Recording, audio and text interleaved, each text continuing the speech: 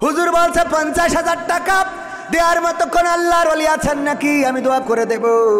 বলেন হাত উঁচু করেন। কেউ হাত উঁচু করে না, দোয়া করব বাপ দাদা দাদা দাদি নানা নানি 14 গোষ্ঠী যেন জান্নাতে থাকে। কেউ হাত তোলে না, তোলে না, তোলে না।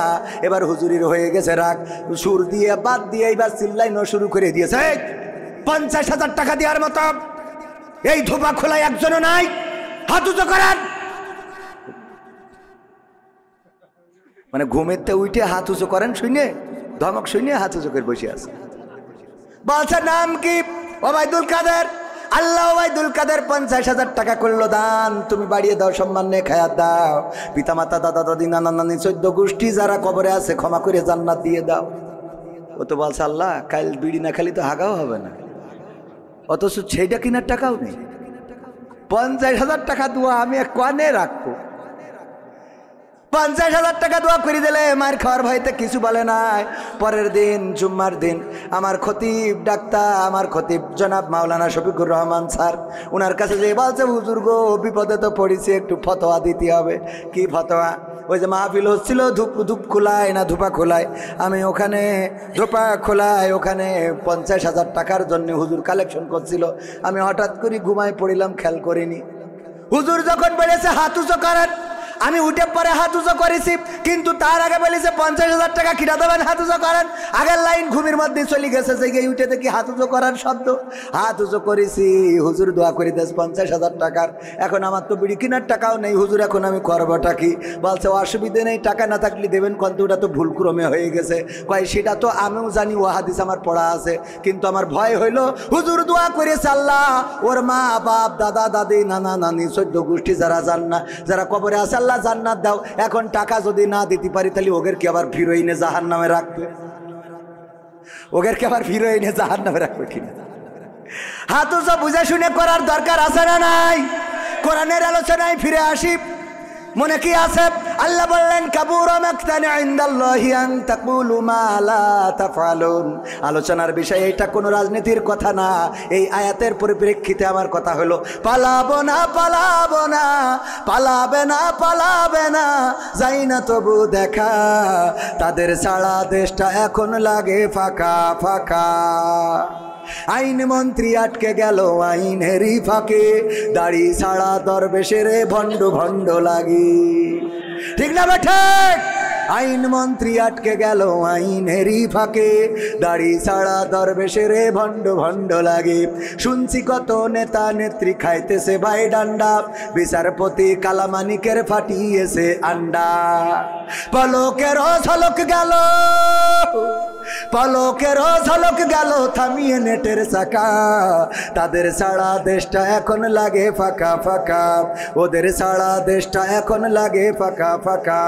কই গেল সেই সংসদেতে মমতাজের গান, কোথায় গেল হজরত বলা শামীম ওসমান?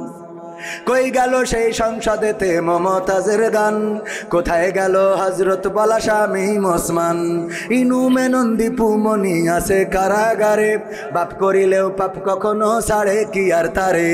কোথায় গেল স্পিকারের, কোথায় গেল স্পিকারের দৃষ্টি আঁকা বাঁকা, তাদের সারা দেশটা এখন লাগে ফাঁকা ফাঁকা, ওদের সারা দেশটা এখন লাগে ফাঁকা ফাঁকা। কোথায় গেল আরাফাত আর ব্যারিস্টার সুমন, কথা বলার সময় তারা করে নিয়োজন? মুরগি কবির খাইছে ধরা, জাফর কোথায় আছে, গোপনে কি সেও গেল মোদি দাদুর কাছে? কোথায় গেল এ সালমের, কোথায় গেল এ সালমের কাড়ি কাড়ি টাকা, তাদের সারা দেশটা এখন লাগে ফাঁকা ফাঁকা। ঠিক না বেঠে? ফাঁকা ফাঁকা লাগে। যারা এই কথাই রাজনীতি খুঁজে পান, একটাও রাজনীতির কথা না, এটা দুঃখের কথা, আক্ষেপের কথা, কষ্টের কথা। আমার মমতাজ সংসদে গান গাইলো, দেখেন এই মমতাজের জন্য কত ত্যাগী নেতা, তারাও মার্কা পায় নাই। সাকিব আল হাসান ক্রিকেট খেলে, হঠাৎ করে ও নৌকা পাবে কেন? আমার বুঝাই দেন। কথা কয় না, ও ক্রিকেট খেলে পালি ব্যাট বল উইকেট এইসব পাবে, হঠাৎ করে ওই যে পেয়ে গেল।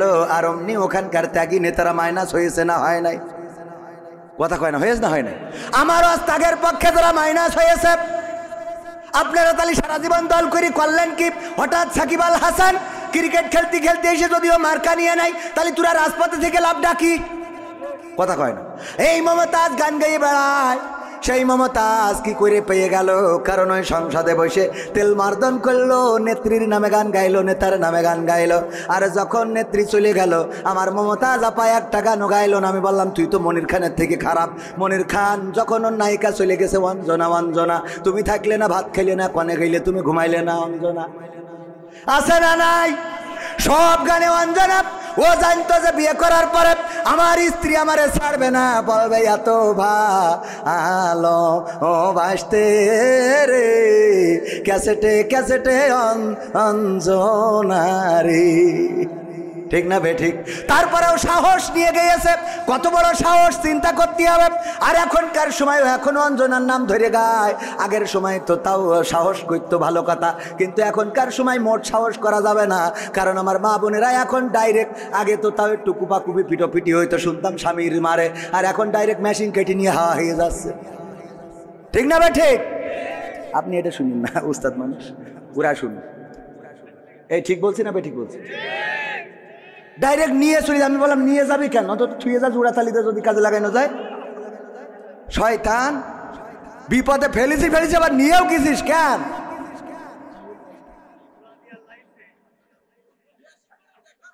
ভয়, তাহলে বুঝতে পারছেন এখন? পাগল, এসব ভয় রাখতে হয় মনের মধ্যে। একজন মানে স্ত্রীরা যে কি জিনিস আল্লাহ, ওই না ভালো মানুষ, ভালো মানুষ আলহামদুলিল্লাহ, অনেক ভালো, সবাই তো না। পুরুষরাও তো শয়তানের শেষ আছে নাকি? গায়ে পেট্রোল দিলে আগুন ধরাই দেয়, আছে না? হ্যাঁ, নিজেরা ফেরেশতা মনে করেন। ও কিডা কত বাড়ি যাই বলছে ওট, বলছে কেন? বলছে তোর নামাজ পড়তে হবে। কে? তা বলছে হুজুর বললিছে যে যদি স্বামী স্ত্রী যদি নামাজ না পড়ে তা স্বামী জাহান নামে যাবে। তা বলছে তাও অসুবিধে কি? তাও অসুবিধে কি মানে? তোর আমি বিয়ে করে নিয়ে আসি, তোর জন্য আমি জাহান নামে যাবো? তুই পাগল পাইছিস নাকি? হ্যাঁ, বুঝি না তা তো না। ওট, তা বলছে নামাজ তো তুমিও পড়ো না। বলছে আমার জন্য আমি জাহান, তোর জন্য যাবো কেন? আমার জন্য যাবো, তোর জন্য যাবো কে জন্য? পাগল পাইছ? ওট, বলছে শীতের রাতে ডিস্টার্ব করি না, কাল খেতে পড়ো। কে কাল খেতে বেশি থাকবো তার কোনো গ্যারান্টি আছে? গ্যারান্টি আছে? রঙ্গরসের দিন ছিল আমার একদিন, 12 ঘন্টা বেলায় আমার সন্ধ্যা হইল, পাখি উড়ে যাওয়ার বুঝি সময় হলো, পাখি উড়ে যাওয়ার বুঝি সময় হলো। শরীরে চামড়া ছিল টান, মিষ্টি সুরে গাইতাম গান, গলার আওয়াজ আমার কত দূরে যাইতো।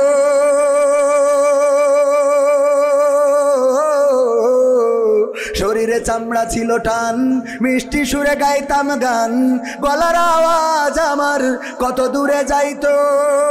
পাইকা গেল মাথার চুল, কথা বলতে পড়ে ভুল, পাইকা গেল মাথার চুল, কথা বলতে পড়ে ভুল, চোখে দেখি গন্ডগোল, দন্ত নড়িল, পাখি উড়ে যাওয়ার বুঝি সময় হলো, পাখি উড়ে যাওয়ার বুঝি সময় হলো। ঘন ঘন আসে দম, চোখেতে দেখি কম, ভাবে বুঝি সময় আমার ফুরিয়ে এলো। ঘন ঘন আসে দম, কানেতে শুনি কম, পিছে পিছে জাম আমার ঘুরতে লাগিল। খাটো হয়ে আসছে পাও, হীন হলো সর্বদাও, খাটো হয়ে আসছে পাও, হীন হলো সর্বদাও, ভাবে বুঝি সময় আমার ফুরিয়ে এলো, পাখি উড়ে যাওয়ার বুঝি সময় হলো, পাখি উড়ে যাওয়ার বুঝি সময় হলো। ঠিক না বে ঠিক? পুরা তো এত সুন্দর পরিপাটি, খাসায় আমার ছিল খাটি, দিনে দিনে খাসায় আমার জং ধরিল। এত সুন্দর পরিপাটি, খাসায় আমার ছিল খাটি, দিনে দিনে খাসায় আমার জং ধরিল। পুরাতন খাসাতে পাখি করে শুধু ডাকা ডাকি, পুরাতন খাসাতে পাখি করে শুধু ডাকা ডাকি, একদিন আমায় দিয়া ফাঁকি উড়িয়া যাইব, পাখি উড়ে যাওয়ার বুঝি সময় হলো, পাখি উড়ে যাওয়ার বুঝি সময় হলো। রঙ্গরসের দিন ছিল আমার একদিন, রঙ্গরসের দিন ছিল আমার একদিন, 12 ঘন্টা বেলায় আমার শান্ত হইল, পাখি উড়ে যাওয়ার বুঝি সময় হলো, পাখি উড়ে যাওয়ার বুঝি সময় হলো। ঠিক না বেঠে? ওগো আমার ভাইয়েরা, বললো কাল বেঁচে থাকবো তার গ্যারান্টি কি? ওঠো, নামাজ পড়তে হবে। স্ত্রীর ওই শীতের রাত কষ্ট করে উঠাইছে, উজু করানোর পরে এবার স্ত্রী এসে বলছে, নাও বলো এখন রাত 1টার সময় কোন ওক্ত কয় রাকাত নামাজ, কি সূরা পড়বো, দোয়া কি? বাসে যা হয় পড়, কে এখন আসতে কেন? এই বলো এখন রাত 1টার সময় কেন নামাজ, কেন নামাজ, কয় রাকাত, কি পড়বো, সূরা ফাতিহা? না হলে তুমি সামনে দাঁড়াও, আমি ইক্তেদাহি তু ভেজাল ইমাম। ও জানে যে এই ইমাম সঠিক না, ইক্তেদাহি তো কি ইমাম, ভেজাল ইমাম। সামনে যাও, আমি পিছনে দাঁড়াচ্ছি। তা বলছো ওরাম করছিস কেন, কাল খেতে পয়সা নে। আমল করা হয়ে গেছে, আছে না নাই? আল্লাহর ওলিরা আবার বলে, হুজুর দোয়া করে দেন আমার স্ত্রী সিরিয়াল আসক্ত, যেন স্ত্রী পরহেজগার হয়ে যায়। ও যে সিরিয়াল আসক্ত, আর তুই তো চার দোকানে, ওই যে মকসেদের দোকানে যে এক বসায় 3 ঘন্টার ওই ঐশ্বরিয়া করিনা কাপুরের ছবি মেরে তারপরে বাড়ি আসো। তুমি ঐশ্বরিয়া রায়, কারিনা কাপুর আর আমার আমির হামজা ভাই বলেছিল রাশমিকা মান্দানা দেখবা, আর তোমার বউ ওই তাহাজ্জুদের নামাজে যায়, নামাজে পড়ে তোমার জান্নাতে নিয়ে যাওয়ার জন্য দোয়া করবে। পাগল পাইছাও নাকি? কথা কয় না। তুমি ওই নে বসিতে পরিমণি মারি বেড়াবা, আমার যুবকরাও আছে বিয়ের আগে, আরে বাবা পিছনে একটা নিয়ে লাইলাতুল ফেব্রুয়ারিতে, ওরে গিয়ার গদখালি, কোথায়? লাইলাতুল ফেব্রুয়ারি, গদখালি। গদখালি যে বলে তুমি এসেছে বলে আকাশ এত নীল, ও আসার আগে লাল ছিল, তুমি এসেছো বলে গদখালির গোলাপগুলো লাল হয়েছে, ও এতদিন কালো ছিল। শয়তান পাম মারা জায়গা খুঁজে পায় না।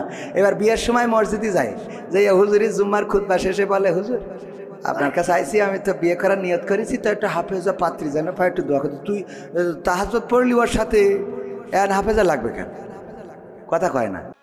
দোয়া চাই আপনার, চাই মানে কি হুজুর একটা নেককার পাত্রী যেন হয়। তুই নেককার পাবি, তুই যে গদখালিতে তাহাজ্জুদ পড়াই ঘুরে আনলি, তা তোর যেটা উড়াও তো আর একজন তাহাজ্জুদ পড়াই এতে ইবাদত করি আরো 2 রাকাত বেশি পড়িয়েছে। কথা কয় না। তুমি মনে করছো রে বাবা পরেশ ঘরে নিয়ে আইসি, ও না, ও খালাই তো ভাইয়ের কাছে টাকা পায়। কথা কয় না। শয়তানরা নিজেদের জন্য ভালো হওয়ার দরকার আছে না নাই? নিজের চরিত্র ভালো রাখলে তোমার জন্য আমার নারীরাও চরিত্র ভালো রাখবে। স্বামীরা যদি ভালো হয় স্ত্রীরা ভালো হবে। আজান দিলে স্বামী যদি মসজিদে যায় স্ত্রীরা উজু করে সে যায় নামাজে দাঁড়াবে।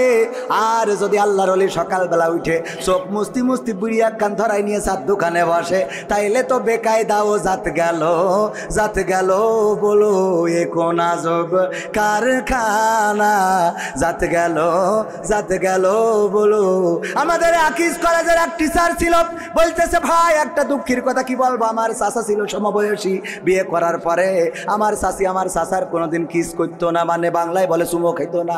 এইটা না করার কারণে একদিন অভিযোগ করতেছে, দেখছো তোর চাচির যদি বলার সুযোগ হয় তাহলে বলিস যে চাচার হক এইভাবে মেরে দিচ্ছেন কেস জন্যে। কি হক চাচা?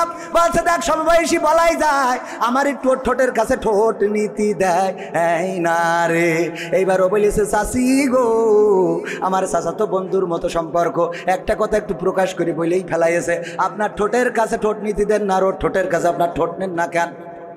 বলছে দুঃখের কথা কি বলবো ভাতিজা, বললে যখন আমু বলি লজ্জা ভেঙে। তো চাচা বিড়ি সিগারেট খেয়ে মুখ যা করে রেখেছে, ওর পাশার কাছে ঠোঁট নেওয়া যায় তা মুখের কাছে না। সহ্য না করে পারবেন কি করে? আছে না নাই? এখানে বিড়ি খান কিডা ও সব তো আল্লাহর পরহেজগার পীর সাহেব। কেউ খায় না, যদি না খেয়ে থাকেন আলহামদুলিল্লাহ, আর যদি খান আজকে থেকে ছাড়েন, তা না হলে বলো অন্য কিছু ছাড়তে হবে রে। মনে থাকবে ইনশাল্লাহ। আপনি সুন্দর করে দাঁত ব্রাশ করিয়ে লিপ জেল লাগায় ঠোঁটটা কায়দা করে মাখো করে রাখেন। দেখেন তো স্ত্রী হক আদায় করে কিনা, আমি ওইটা বলছি না, হক আদায়ের কথা বলছি। করবে না করবে না, বিড়ি টাইনে ওরে বাবা সুসমল্য অত গন্ধ করে। মসজিদে দেখবেন বেনামাজির পাশে দাঁড়ালি যেই আমিন বলে মনে হয় নামাজ ছেড়ে চলে যায়, পরে দুদিন পরে এসে পড়বার আছে না নাই? এই আবার গিলার ভাঙছে কিটা? এই ঠিক বললাম না বে ঠিক বললাম? এইগুলো পরিবর্তন হওয়ার দরকার আছে না নাই? তুমি যদি গু খাও ও তো পায়খানা এমনিই খাবে, যে যেমন সে তেমন পাবে। কোরআনের কথা ভাইয়ের আমার, এই জন্য পরিবর্তন দরকার আছে না নাই? পরিবর্তন আমাদের দরকার। পরিবর্তন তো নারীরা হইতে চায়। একবার আমার আব্বা বলতেছে, ওয়াজ শুনেছে যে ওগো নারীরা, তোমরা যদি পারো স্বামীর চুল দে পা মুছাইয়ে দিবা তারপরে ঘুমাবা। এই ওয়াজ শুনে একজন মহিলা ধুপা কুলার, সে যেই আগে স্বামীর চুল দিয়ে ইচ্ছা মতো পা মুছাইয়েছে, ডইলে মুছাইয়ে তারপর শুয়েছে। শুয়ার পরে গন্ধের জ্বালায় বাঁচা যাচ্ছে না। গন্ধটা গন্ধ, দুর্গন্ধ। কিসের দুর্গন্ধ? পায়খানার গন্ধ। কোথা থেকে আসে? তাড়াতাড়ি করে সুইচ দিয়েতে চারিদিকে খোঁজে পায়খানার গন্ধ আসে কোথা থেকে, না কোথাও খুঁজে পাওয়া যায় না, যায় না, যায় না। হঠাৎ করে স্ত্রীর চুল টেনে এনে স্বামী বলছে, পায়খানার গন্ধ তো চুলিতে আসছে। তো বলছে, তা আসবে কেন? তা আসবে কেন তুই জানিস, আমি কি করে খাবো? আমি তো অন্যায় কিছু করিনি। হুজুর বলল যে স্বামীর চুল দে পা মুছাবা। রহিমা আলাইহিস সালাম চুল দে পা মুছাইয়ে দিত। আল্লাহর নবী বলেছেন, যদি কেউ স্বামীর এমন করে খেদমত করে, যদি স্বামীর মাথায় হাত বুলায়, মুখমণ্ডলে হাত বুলায়, তাইলে মাথায় যত চুল আছে স্বামীর সমপরিমাণ চুলের সোয়াব ওর আমল নামায় লেখা হবে। আমার ডাক্তার মুরাদের বউ বলছে, তাহলে আমার তো তেজ মারা সারা, কারণ আমার ডাক্তার একটারও মাল নেই। ঠিক না বা ঠিক? আচ্ছা ওটা যাক যাদের আছে তাদের তো হবে। ওগো আমার ভাইয়েরা, ওই স্ত্রী বলতেছে, দেখো আমি যখন হুজুরের এই কথাটা শুনলাম তখন এসে তোমার চুল দে পা মুছাই তারপরে আমি শুইছি, এই হলো আমার অপরাধ। বলছে, ওই জায়গায় তো খানা হয় না রে। ওই যে মোড়ের ওখানে ও তাস খেলছিল টাকা দিয়ে, তাহলে কি হয়ে গেল? কি হয়ে গেল? জুয়া। টাকা দিয়ে খেললে কি? কাঠ খেলছিল টাকা দিয়ে, রুইতন হাটতন টিকা রাজা বাদশা মার। ওরে বাবা, হঠাৎ করে আর্মির গাড়ি এসে দাঁড়াইছে, আর অমনি বুঝতে পেরেছে খেলা ফাইনাল, এখনই গান গাওয়া লাগবে, তার থেকে আগেই দৌড় দিই। ও জুতো পায়ে দেয় নাই, গান গাওয়ার ভয়তে জুতো না পাই দিয়ে দৌড় দিয়েছে। বাঁশবাগানের নিচে দিয়ে গিয়েছে, কিটা ছেড়িয়ে রেখেছে, চটকাইছে, চুপ করে শুয়ে রয়েছে। আর ওই দিন মুছাইছে কাঁদবে। পরের দিন আমার মা বোনেরা, ধুবা খোলার মা বোনেরা ডেকে বলছে, হুজুর ওয়াজ করা তো শিখেছেন, টাকাও তো ভালো নেন, কিন্তু কোন লাইনে ওয়াজ করতে হয় এখনো বোঝেন না। আপনারা আমাদের বললেন যে স্বামীর চুল দিয়ে পা মুছাই দেবেন।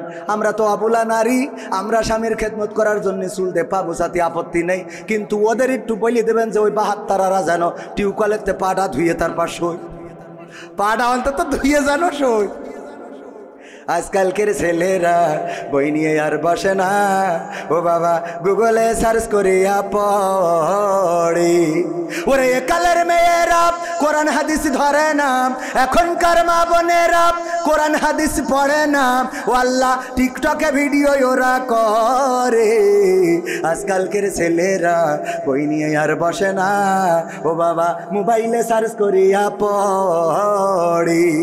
আগের সময় প্রেম করিলে আমার শফিকুর রহমান ভাই বলতো পাইছো কি, এখন বলে শখ করিয়া বাবু তুমি খাইছো কি?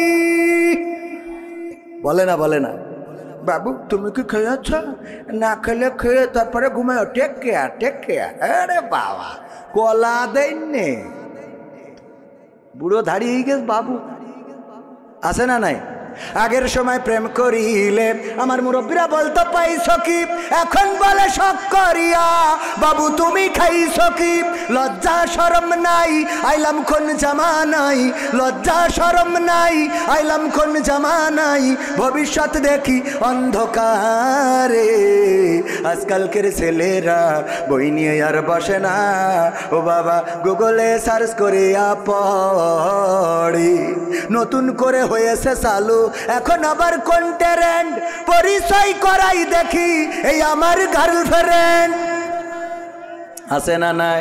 গদখালি যদি হঠাৎ করে দেখা হয়, বুরকা বলা, পিছনে বাইকের পিছনে সালাম দেবেন, ভাবি কেমন আছেন, দোস্ত কবে বিয়ে করলি জানালি নে তো, হঠাৎ করে বলে আরে না এখনো বিয়ে করি নাই, বিয়ে করলি তো জানবি। এটা তাইলে কিডা? পরিচয় করাই দিলে এই আমার গার্লফ্রেন্ড। আছে না নাই? নতুন করে হয়েছে চালু, এখন আবার কোন ট্রেন্ড, পরিচয় করাই দেখি এই আমার বয়ফ্রেন্ড। নারীরা নারীরা করায় না করায় না। হঠাৎ একটা ঘাড়ে করে নিয়ে বাড়ি হাজির, কবির বিন সামাদের মাত্র সাথে করে নিয়ে। এই কিডা? আল্লাহ আম্মা, কবির বিন সামাদ আমার বয়ফ্রেন্ড। কবির বিন সামাদ, ও আব্বা ভালো? ভালো। হ্যাঁ হ্যাঁ বাড়ি। আরে ভাব, আছে না নাই?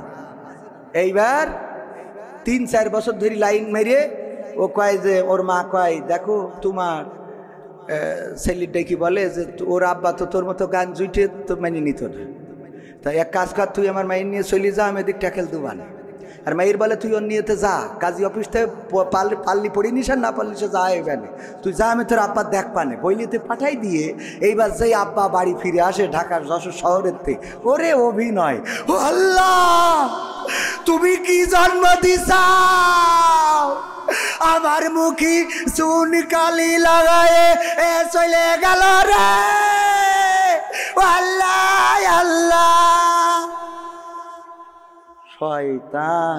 তোর অভিনয়ের কাছে শেখ হাসিনাও ফেল। ঠিক না বে ঠিক? কি অভিনয়!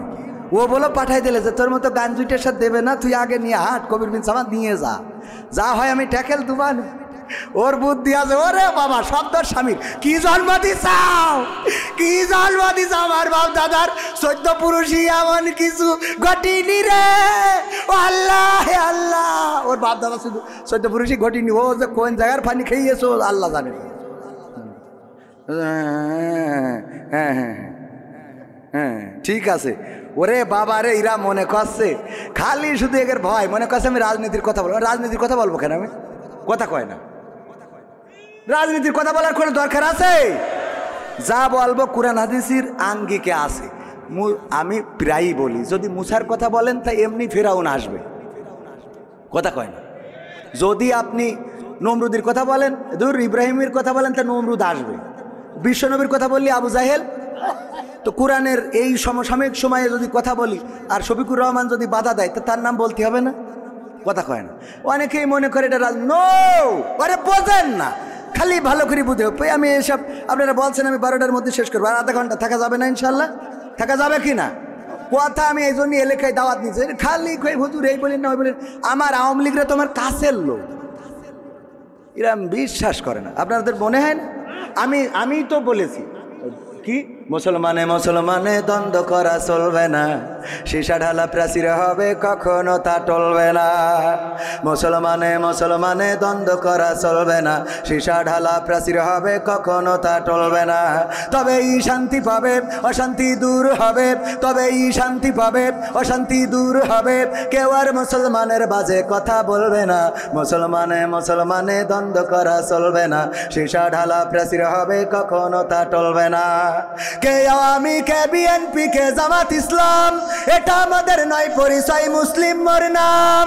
কে আওয়ামী, কে বিএনপি, কে জামাত ইসলাম, এটা আমাদের নয় পরিচয়, মুসলিম মোর নাম। এ কথা মানলে পরে শান্তি আসবে ঘরে, এ কথা মানলে পরে শান্তি আসবে ঘরে। কেউ আর মুসলমানের বাজে কথা বলবে না, মুসলমানে মুসলমানে দ্বন্দ্ব করা চলবে না, সীসা ঢালা প্রাচীর হবে কখনো তা টলবে না। মাঝাবের লড়াই যদি চলে, শান্তি আসবে না রে ভাই কোনই কৌশলে। সাতপন্থী জুবাইর পন্থী লড়াই যদি চলে, শান্তি আসবে না রে ভাই কোনই কৌশলে। ঐক্যবদ্ধ ভাবে থাকলে শান্তি পাবে, ঐক্যবদ্ধ ভাবে থাকলে শান্তি পাবে, এছাড়া শান্তি পাবার রাস্তা কবু মিলবে না।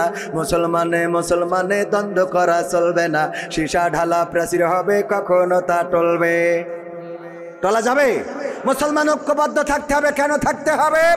এই সমাজে সুখ শান্তির জন্যে, এই সমাজে অন্যায় দূর করার জন্যে, অন্যায়ের বিরুদ্ধে প্রতিবাদ করার জন্যে, আল্লাহর জমিন আল্লাহর দ্বীন প্রতিষ্ঠিত করার জন্যে ঐক্যবদ্ধতার বিকল্প নাই।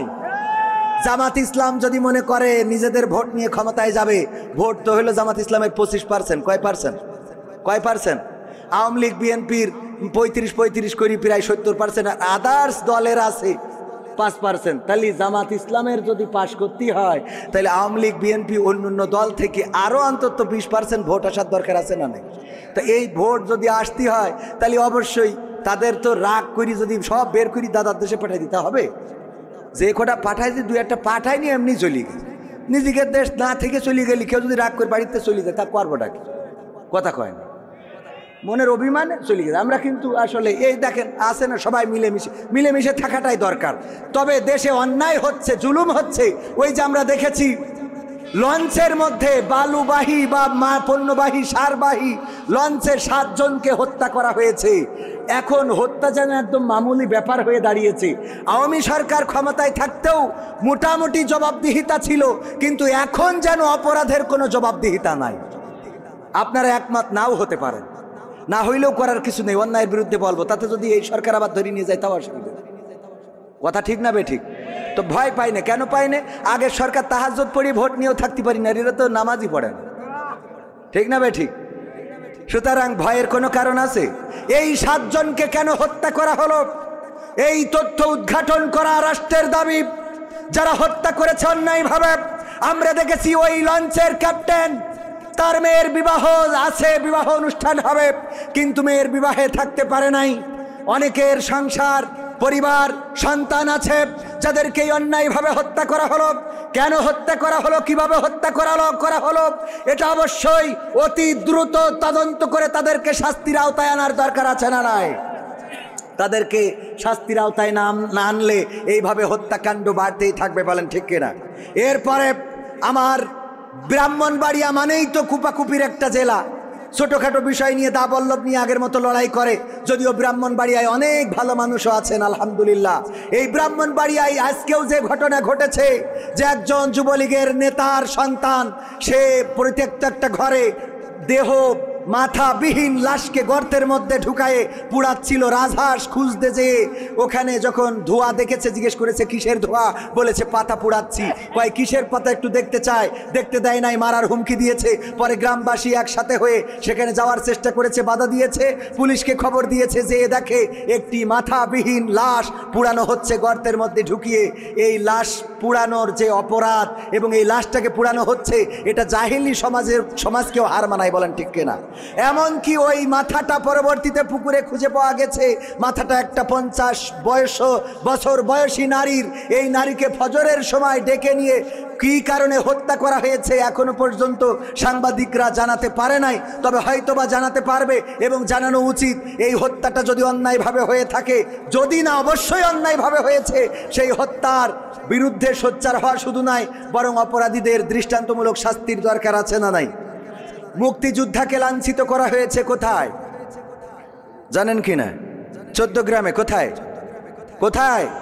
14 গ্রামে, কুমিল্লায় একজন মুক্তিযোদ্ধাকে লাঞ্ছিত করা হয়েছে।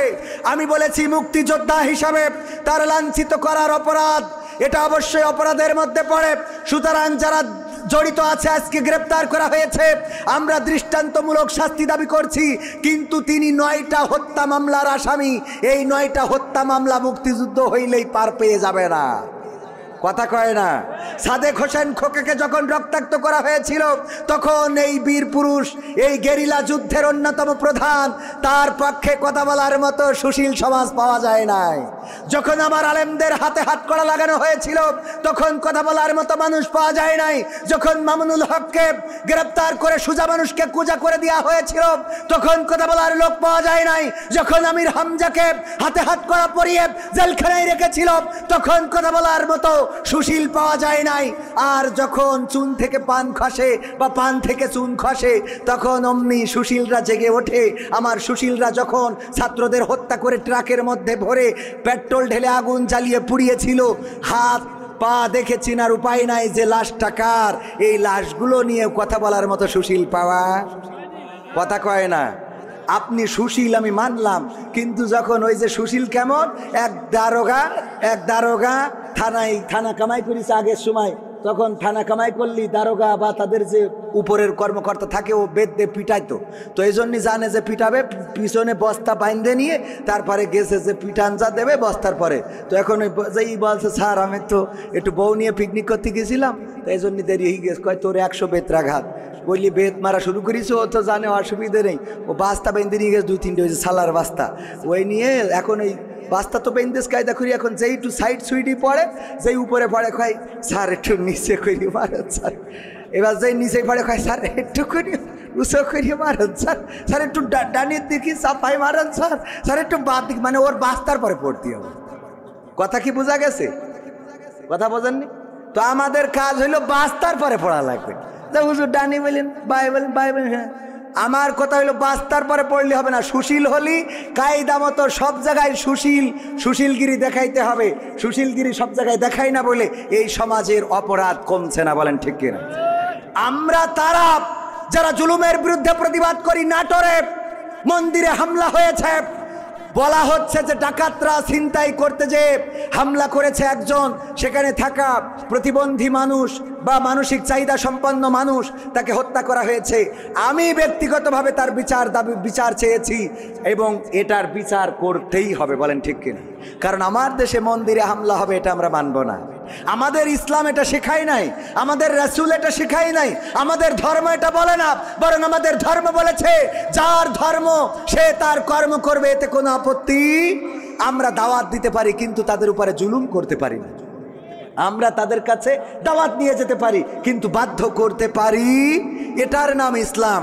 আর এই ইসলামের কথা যারা বলে তাদের নিয়ে এত চুলকানি, এত ষড়যন্ত্র, এত ডানে বামে কথাবার্তা কেন? মালাই ভাষায় একটা গজল বলেন, মালাই ভাষায় গজল বলা লাগবে এখানে। মালয়েশিয়ায় যারা ছিল তারা হয়তো 2-1 বসবে, যারা ছিল না তারা বসবে না। তো আমার এর আগের রিকোয়েস্ট যেটা সেটা রাখতে চাই। আপনারা শুনতে রাজি আছেন? আর একটু সময় থাকা যাবে? আমার বাংলাদেশের এই সঙ্গীতটা গোটা প্রবাসীদের জীবন নিয়ে, গোটা প্রবাসীদের, হ্যাঁ, প্রবাসী ভাইয়েরা অনেক সহযোগিতা করেছে এই মাহফিলের জন্য। আজকের এই সঙ্গীতটা প্রবাসীদের জন্য অনুরোধ বা উৎসর্গ করছি। আমার বাংলাদেশের প্রবাসীদের গল্প বলি শোনো, আমার ধোপা খোলার প্রবাসীদের গল্প বলি শোনো। এ গল্প তো কল্পনা নয়, তোমরা কি তা জানো ও ভাই? এ গল্প তো কল্পনা নয়, তোমরা কি তা জানো? আমার বাংলাদেশের প্রবাসীদের গল্প বলি শোনো। পল্লী গায়ের দুরন্ত ছেলে বাপে ডাকে খোকা, হঠাৎ করে ঢুকলো মাথায় বিদেশ যাওয়ার পোকা। রোগে শোকে ক্লান্ত পিতা খাটার নাই উপায়, বেকার ছেলের এমন কথায় বাবাও দিল সাই। ক্ষেতের জমি হালের গরু বিক্রয় করে দিয়ে বাকি টাকা করলো পূরণ মায়ের গহনা নিয়ে। অনেক আশা বুকে বেঁধে ছাড়লো যখন বাড়ি, সে যে কি বেদনা বিধুর ছিড়লো যেন নারী। মায়ে কান্দে, ভাইয়ে কান্দে, কান্দে আপনজন, চোখের জলে বুক ভেসে যায়, শক্ত করে মন। এমন মানুষ কোন সে জনাব, এমন মানুষ কোন সে জনাব, তোমরা কি তা জানো? আমার ধোপা খোলার প্রবাসীদের গল্প বলি শোনো, আমার যশোর জেলার প্রবাসীদের গল্প বলি শোনো। বিমানেতে বসে খোকা জানালারি পাশে নীল আকাশে তাকিয়ে দেখে মায়ের ছবি ভাসি আঁচল দিয়ে চোখ মুছে মা প্রভুকে যে বলে আল্লাহ তুমি ভালো রেখো আমার কোলের ছিলি খোকা যে ছিল মা জননীর কলিজারি বোটা ভাবতে সব চোখ ভিজে জল পড়লো ফোঁটা ফোঁটা এমন মানুষ কোন সে জনাব এমন মানুষ কোন সে জনাব তোমরা কি তা জানো আমার ধোপা খোলার প্রবাসীদের গল্প বলি শোনো আমার যশোর জেলার প্রবাসীদের গল্প বলি শোনো নদ নদী আর সাগর নগর দিয়ে খোকা পাড়ে পৌঁছালো যে অতি সাধের বিদেশের বাড়ি অনেক কষ্টে মিলল খোকার এমন একটা কাজ হাড় ভাঙা খাটুনি তাতে সকাল দুপুর সাজ রোগে শোকে কাজ করে যায় করে না অবহেলা আকাশ সমান স্বপ্ন দেখে কাটিয়ে দেয় বেলা মা জননীর সাথে যখন খোকা কথা কয় বলে বাবা কেমন আছো জানতে ইচ্ছা হয় মাগো আমি ভালো আছি মাগো আমি ভালো আছি দুঃখ নেই তো কোনো আমার বাংলাদেশের প্রবাসীদের গল্প বলি শোনো আমার মালয়েশিয়ার প্রবাসীদের গল্প বলি শোনো হঠাৎ করে বাবা বলে টাকার যে দরকার তোর মায়েরই বড় অসুখ দেখাবো ডাক্তার চিন্তায় আমার বাড়ছে আবার তোর বোনেরই নিয়ে দিনে দিনে হচ্ছে বড় দিতে হবে বিয়ে তোর ভাইয়েরই লেখা পড়ার খরচ বেড়ে গেছে দরকার এখন অনেক টাকার তোর কাছে কি আছি পাইনি বেতন এখনো খোকা পকেটটা যে ফাঁকা তবুও বলে ভেবো না বাবা দেবো আমি টাকা এমন মানুষ কোন সে জনাব এমন মানুষ কোন সে জনাব তোমরা কি তা জানো আমার ধোপা খোলার প্রবাসীদের গল্প বলে শোনো আমার সৌদি আরবের প্রবাসীদের গল্প বলে শোনো দিন মাস গুনে খোকা এখন পৌঁছালো বছরে করতে হয় কাজ এখন যে তার 10 তলার উপরে হঠাৎ করে কি হতে কি যেন হয়ে গেল 10 তলারই উপর থেকে খোকা পড়ে গেল আকাশ সমান স্বপ্নগুলো আকাশে গেল উড়ে দেহ থেকে প্রাণ পাখিটা গেল যে ভাই ছেড়ি বন্ধুরা যে এসে দেখে রক্তে তরতর নিথর দেহ পড়ে আছে জমিনের উপর এমন মানুষ কোন সে জনাব এমন মানুষ কোন সে জনাব তোমরা কি তা জানো আমার ধোপা খোলার ওই প্রবাসীদের গল্প বলি শোনো আমার মালয়েশিয়ার প্রবাসীদের গল্প বলি শোনো পাঠাতে হবে লাশটা দেশে আপন তো কেউ নাই বন্ধুরা সব মিলে মিশে করলো এ কাজটাই। শুনে এ খবর মা জননীর সে কি আহাজারি, তার কান্দনে আকাশ বাতাস হচ্ছে যে ভাই ভারী। অবশেষে খোকার কফিন পৌঁছালো যে বাড়ি, ভাই বোনার গায়ের স্বজনের সে কি আহাজারি। মা জননী কেঁদে বলে ওরে আমার ছেলে, বিদেশ থেকে কোন দেশে তুই গেলি আবার চলি। মাগো আমি সুখানিতে, মাগো আমি সুখ কিনিতে জীবন দিছি জানো, আমার ধোপা খোলার প্রবাসীদের গল্প বলি শোনো।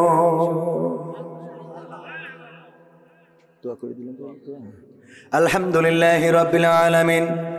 রব্বানা যালামনা أنفسنا وإن لم تغفر لنا وترحمنا لنكونن من الخاسرين. ربنا آتنا في الدنيا حسنة وفي الآخرة حسنة وقنا عذاب النار. وقال গভীর রাত তোমার বান্দারা ধোপা খোলার স্কুল ময়দানে চেয়ে দেখো হিলফুল ফুজুল আল্লাহর নবী যে সংগঠন গঠন করেছিলেন। ওগো আল্লাহ, নবুয়তের আগে যেই সংগঠন গড়েছিলেন সেই সংগঠনের নামে নাম আজকের যুবকেরা এত সুন্দর একটা আয়োজন করলো রে আল্লাহ, তুমি দয়া করে আয়োজনকে তোমার সেই দরবারে কবুল করে নাও। ওগো আল্লাহ, তোমার কাছে খাস করে ফরিয়াদ করি আল্লাহ, এই আয়োজনে যারা টাকা দিল, পয়সা দিল, আল্লাহ যারা শ্রম দিল, মেধা দিল, বুদ্ধি দিল, পরামর্শ দিল, আল্লাহ তুমি দয়া করে সকলের পরিশ্রম, মেধা, বুদ্ধি আল্লাহ তুমি তোমার দরবারে কবুল করে নাও। ওগো আল্লাহ, আমরা যারা হাত তুলেছি আমরা গুনাহগার আল্লাহ, জীবনে কত গুনাহ করেছি যেই গুনার খবর পৃথিবীর মানুষেরা জানে না, যেই গুনার খবর আল্লাহ যদি মা জেনে যেত আল্লাহ বাড়িতে ভাত রান্না করে খাওয়াতো না, বাবা জানলে বাড়িতে ঢুকতে দিত না, বন্ধুরা জানলে বন্ধুত্ব রাখতো না, আল্লাহ স্ত্রী যদি জেনে যেত তাইলে একই ঘরে একই খাটে একই ছাদের নিচে ঘুমাতো না, আল্লাহ বন্ধুরা জেনে গেলে বন্ধুত্ব থাকতো না, আল্লাহ সমাজের লোক জেনে গেলে গ্রামে মান ইজ্জত থাকতো না। এমন গুনাহ আছে, গুনার যদি গন্ধ থাকতো রে তাইলে ডানে বামে কোনো মানুষ এসে বসতো না। এমন গুনাহ আমাদের যাদের আছে পৃথিবীর মানুষেরা জানে না, জানো তুমি আর জানি আমি। আল্লাহ তুমি তো গফুর, তুমি গফফার, আল্লাহ তুমি রহমান, তুমি রহিম, তোমার কাছে ফরিয়াদ করি তুমি দয়া করে আমাদের সকলের জীবনের গুনাহ খাতা মাফ করে দাও। ওগো আল্লাহ, তোমার কাছে হাত তুললেই প্রথমেই যার কথা মনে পড়ে আমাদের জনম দুঃখিনী মা, মা জননী যাদের নাই চির জনমের মতো বিদায় নিয়ে চলে গেল, যেই মা আমাদের নিজে না খেয়ে খাওয়াইছেন, নিজে না পরে পড়াইছেন, আল্লাহ ওই মা যাদের চির জনমের মতো বিদায় নিয়েছে আল্লাহ মায়ের কবরটারে জান্নাতের বাগান বানায়া দাও। ওগো আল্লাহ, যাদের বাবা নাই, বাবা হারাদের মধ্যে আমিও একজন, আল্লাহ বাবা যাদের চিরজনমের মতো চলে গেল, কেমন আছে জানি না, কোন অবস্থায় রেখেছো জানি না, যেই বাবা নিজের মাথায় ছাতি না ধরে আমাদের মাথায় ধরতো, যেই বাবা আমাদের রোদে ভিজাই নাই, রোদে পুড়াই নাই, বৃষ্টিতে ভিজাই নাই, যেই বাবা ঈদের দিনে আমাদের জন্য নতুন জামা কিনে এনে নিজের পরনের ছেঁড়া জামা আমাদের জন্য নতুন জুতা কিনে এনে নিজের জুতাটা মুসির কাছ থেকে সেলাই করে আনতো, আল্লাহ ওই বাবা যাদের চিরজনমের মতো বিদায় নিয়ে চলে গেল, বাবার কবরটারে জান্নাতের বাগান বানায়া দাও। ওগো আল্লাহ, এই গ্রামে যত কবরবাসী আছে কবরবাসীগুলোকে ক্ষমা করে দাও। আল্লাহ আমার মা বোনেরা যারা হাত তুলেছে জানি না কার মনে কি যাওয়া আছে রে,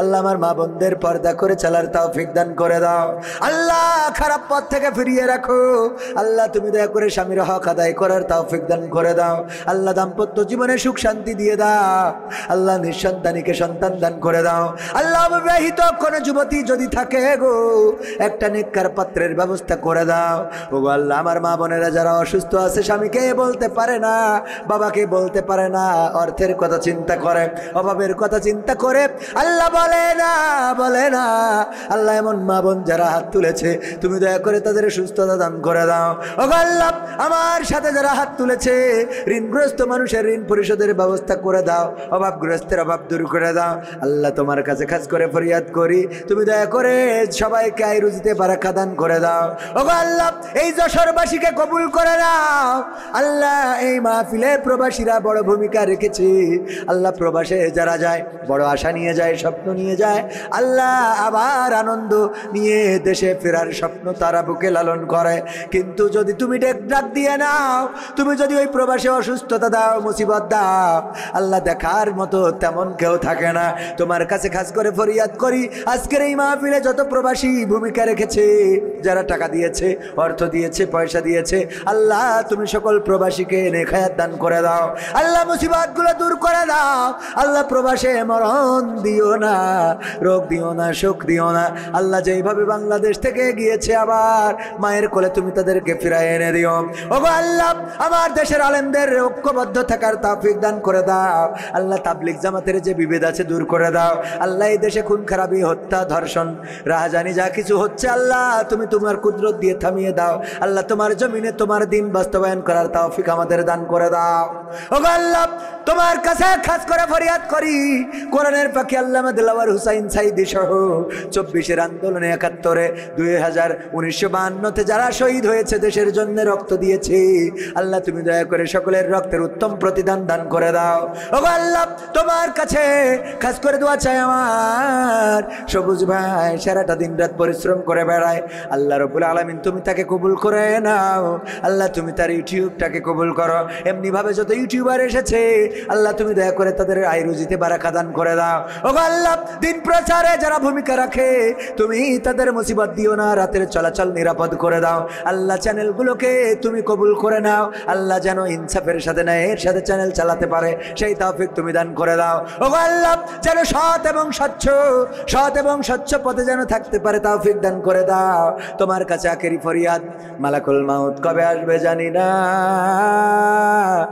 জানটা নিয়ে উড়াল দেবে, মাটির সাথে পড়ে থাকবো, কোন মসজিদের খাটিয়াটা আমার শেষ বাহন হবে জানি না, আমার যানবাহন হওয়ার জন্য খাটিয়াটা হয়তো পচে আছে, কোন দোকানের কাফনের কাপড় আমার জন্য শেষ কাপড় হবে জানি না, কোন ঝাড়ের বাস আমার সাথে যাবে আমি জানি না, কোন গোরস্থানের মাটি আমার কবরের ঘর হবে আমি জানি না আল্লাহ, তোমার কাছে খাস করে ফরিয়াদ করি ওই দিন যেদিন আসবে আল্লাহ, তুমি আমাদের পানিতে ডুবাইয়ে চুবাইয়ে মরণ দিও না আল্লাহ, তুমি আমাদের রোড অ্যাক্সিডেন্টে মরণ দিও না আল্লাহ, তুমি আমাদেরকে হার্ট স্ট্রোক, ব্রেন স্ট্রোকে মরণ দিও না আল্লাহ, তুমি আমাদের হঠাৎ মৃত্যু দিও না, মরণ যখন দিবা কোরআনের আন্দোলনে থেকে দিন কায়েমের সংগ্রামে রক্ত দিয়ে যেন শহীদ হতে পারি আল্লাহ, শাহাদাতের মৃত্যুটা আমাদের নসিবে করে দাও ওগো আল্লাহ, মরণ কালে আমাদের সবার জবানে জারি করে দিও আখেরি কালেমা লা ইলাহা ইল্লাল্লাহু মুহাম্মাদুর রাসূলুল্লাহ সাল্লাল্লাহু আলাইহি ওয়াসাল্লাম। আসসালামু আলাইকুম ওয়া রাহমাতুল্লাহ।